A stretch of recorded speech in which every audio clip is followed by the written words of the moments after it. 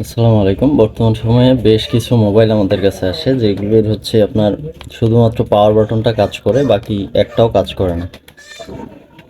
বিশেষ করে চায়না ফোনগুলোতে এরকম যে ওর হচ্ছে আপনি যখন আমি ব্যাটারিটা খুলে আবারও দেখাই, এই যে দেখুন পাওয়ার বাটনটা কাজ করে, চালু হইলো ফোনটা, ওকে হচ্ছে না। এই দেখুন এখানে ওকে হবে, মাঝখানে ওকে হচ্ছে না। দেন আমি কেটে দিলাম, সেটাও হচ্ছে না।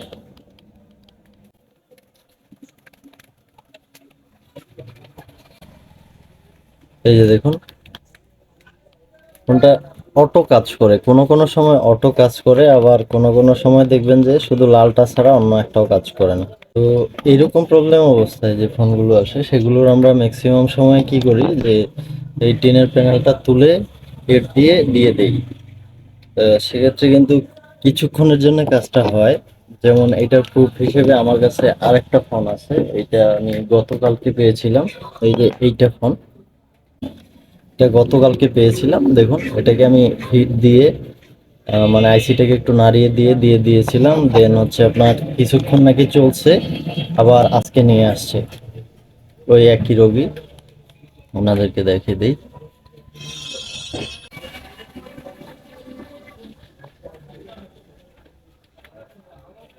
এই ফোনটা চালু হইলো, এই দেখুন একটা বাটনও কাজ করছে না। এই যে কলিং, শুধু রেড বাটনটা দিয়ে চালু এলো, দেন আর চালু হচ্ছে না।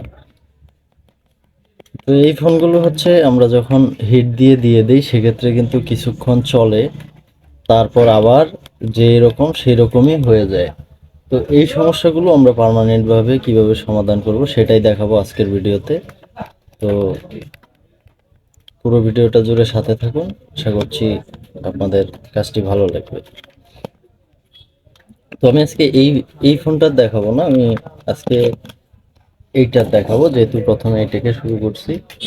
তো এই ফোনটা আমি হচ্ছে ব্যাকপার্টটা খুলে নেই, খুলে নিয়ে টিপসটা আমরা ওয়াশ করে দিয়ে দেখি যে টিপসটা এলোমেলো হওয়ার কারণে এরকম হয়েছে কিনা।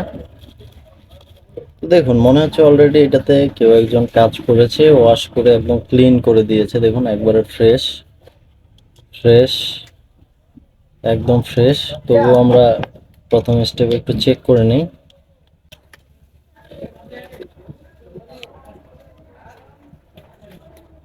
তো আমি পাওয়ার বাটনটা চেপে ধরলাম, এটা চালু হইলো।